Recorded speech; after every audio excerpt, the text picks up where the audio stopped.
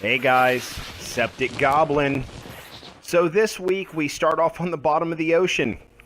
I had something planned for the players.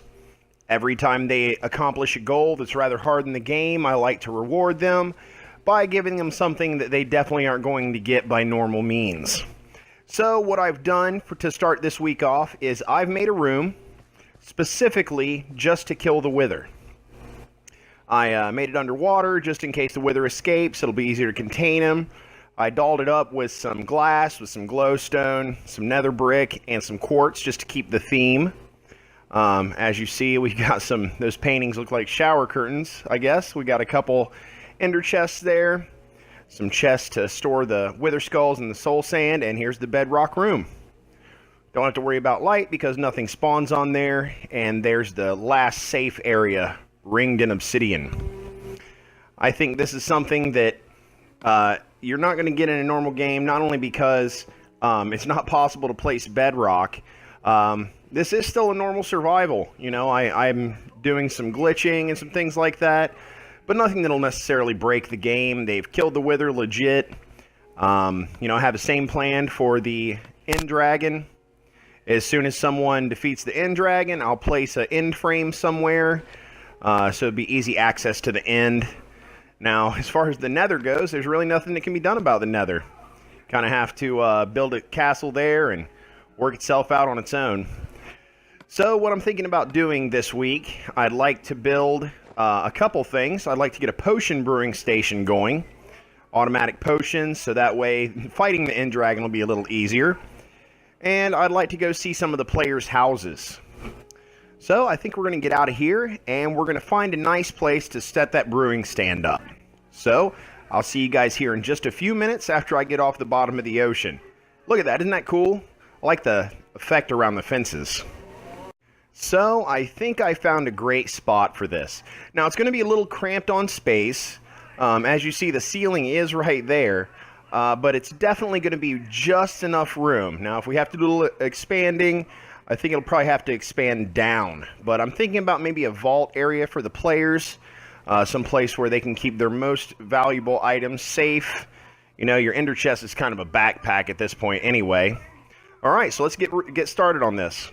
So one of the biggest problems is probably gathering resources for this.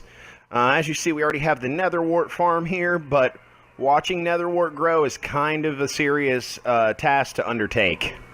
So now we wait. Again. So after a couple hours of building, we now have for the most part, an entire complete automatic brewing system. We are missing a few ingredients still. As you see, we have indicator lights here and down here. The ones on the right side here are to indicate which one is which effect you're going to get, so we don't fall there. Gunpowder, you know, that if that lights up, it's going to be splash. And right here, it's your choice between glowstone and redstone. We've got a few ingredients. We've got the glistering melons, carrots. Let's make a night vision potion real quick, see how that works. And we also have sugar for swiftness. We've got an infinite water supply there, so I can make some water bottles and throw those back in. But as you see, the indicator lights above those right there, and actually above the ingredients, show you how full they are. The blaze powder's a little deceptive because, as you know, blaze powder, you really only need a few, and it lasts a while unless you're really going through potions. But yeah, this space is really nice. A lot of players have been coming in here, helping out with materials. I'm telling you, these large builds that we're doing, or even maybe these that are more complex, as you see, we've got a lot of chiseled quartz going on there. Everyone's really been throwing in to help gather these materials and really make these machines come together, because a machine doesn't just put itself together. Sometimes you reference a tutorial, sometimes you're trying to figure it out on your own, but almost always you're going to hit a snag. Back here, this is where you load up. There's the various circuitry. All you have to do is go back there and load up the droppers and things like that, but if you're going through 9 stacks of, you know, carrots or puffer fish or whatever you're using, you're definitely using a lot of potions. So right here it's brewing. It'll drop it right into that chest there once we're done. I have some plans for down there. I was thinking about a vault area for the players, maybe just right here. It's already going to be a hidden area. New players that don't really know how it works would probably just go push a bunch of buttons and it'd jam it up, and I'd have to go back there and fix it anyway. So what we're doing is probably going to use this space down here. I cleared out for a lot for cobblestone, but we are missing some ingredients. So one of the things that I realized we were missing was mushrooms. Brown mushrooms for the fermented spider eyes. So I went ahead and gathered some podzol from the mega taiga, and I'm planting it, and I noticed that the sugar cane explodes like crazy when there's no water next to it. See that? This one does have water next to it, so as you'll see, it chops down normally. I just thought that was interesting. Maybe that's a fun thing for me. But as you see, yes, there's water right next to it, so you have to gather that normally. But yeah, I'm turning the sugarcane farm, since we already have an automated one, into a mushroom farm. See, we've got a nice castle over there. We've got a nice horizon still. I want to expand that. But let's gather this and get it going. So I said I wanted to keep that potion brewer hidden, so I kind of dolled up the nether portal. See, it kind of looks like something maybe with its mouth open. Now that I look at it, it kind of looks like a rabbit. But I did hide a piston door in there, and I also hid the activation switch behind this fire here. You can still hit it, as you see. And down here we have the flush seamless piston door. I did do the flooring and the walls. We are still missing a couple ingredients, but those mushrooms are growing, so we're definitely going to have those before you know it. We've got our AFK fish farm working for some puffer fish, and we have some people battling their lives off in the nether trying to get our magma creams. The rabbit's feet are going to be a problem. As you know, you have to breed those rabbits, and it's a rare drop anyway. So we are going to work on that. I heard Opal and Merrick talking about it, so I know that there are a couple people working on it over there. So we'll see how many rabbit's feet we get from that. I'm just happy to have that room done and sealed up. I do want to check out some player bases, so we're probably going to do that here in a second. Alright, we finally have all the ingredients in here. As you see, all the indicator lights are lit up, except for the blaze powder. Yeah, the blaze powder, we still have to get a few more, but as you know, the blaze powder does last quite a bit. So, we have the flooring, the wall done, the back still needs some work, but the blaze powder is still not full. So, we're going to go into the nether real quick. Make sure that our hunger is full, so in case we take some damage. Usually there's some monsters that spawn right here. But right in here, Mr. Merrick went ahead and took care of the flooring, so it's a nice, even level. There's still plenty of room for them to spawn.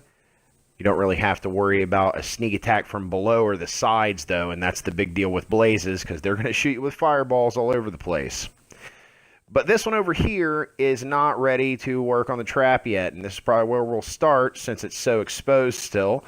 We are going to do a double blaze spawner trap, and that's going to be really nice. As you see, look, gas can attack you from pretty much everywhere. There's still plenty of stuff spawning all over the place here. We even have some chickens. Chickens are just walking straight down into the portal, apparently.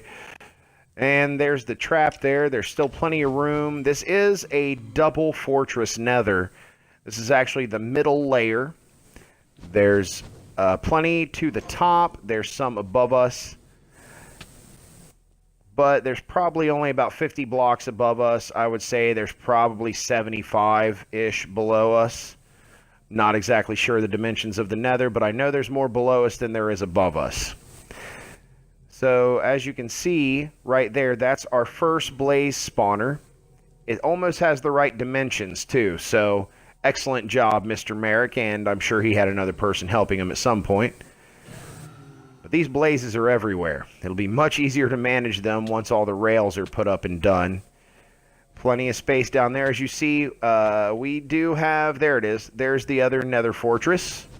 I think that's a blaze spawner right there, between those two lava pillars. Yeah, that's definitely a blaze spawner. Right there. Ching, blaze spawner.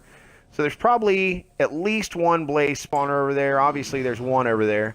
Hopefully, there's another one. I'd really like to get 2 double blaze spawners.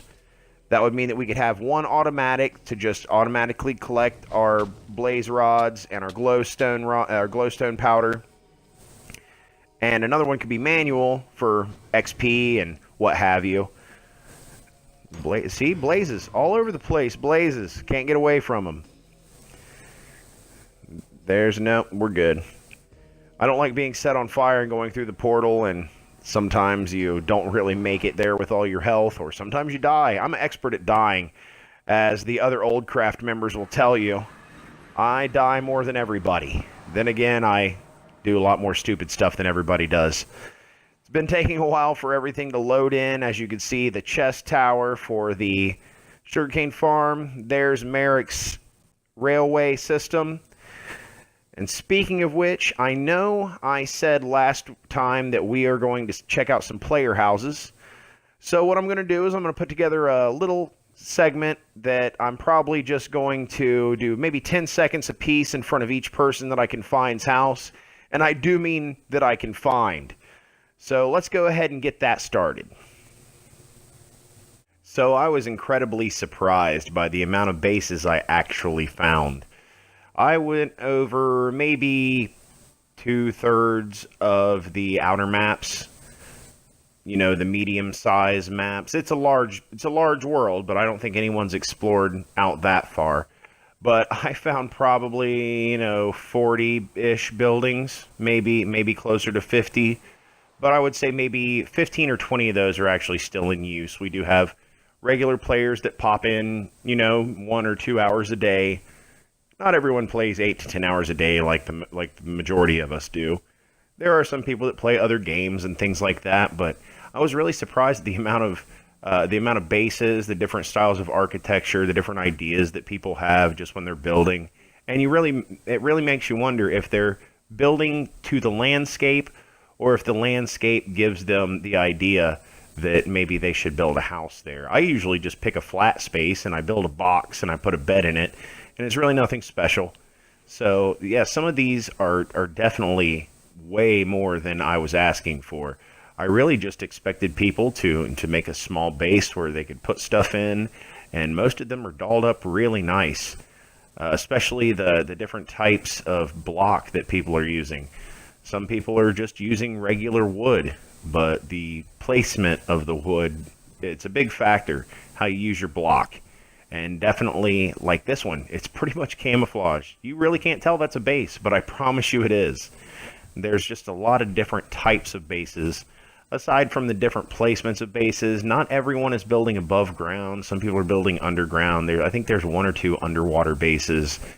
A lot of people are building in the mountains or in the desert. It just varies so widely. I'm really proud to see how many people have actually come, and they come back daily. They've built bases, and I'm just really excited that everyone's still coming back. So we saw everybody else's stuff. I really think that you should take a look at what I have marked out here. Septic plot right here. This is my place. It's just a 40 by 40 square. It's right on the edge of the mesa here. I do want to blend it into the giant extreme hills biome in the background. I do have the floor laid out. It's just, a little mosaic. I've got a little storage over here. Just the one room, regular doors, nothing fancy yet. I've mostly been doing community projects, as you've seen from the videos. All my stuff's in the floor here. A little ender chest, a couple things I'm trying to keep from blowing up by creepers. Mostly equipment and materials. But next time, I want to really work on a new community area. We don't have any place for block storage. What are we going to do? What can you do without block storage? So we'll probably use the first area just for food, if you want some leather, some wool, things like that. But it's probably going to be a rather large build since there's so many of us. All right, see you next time.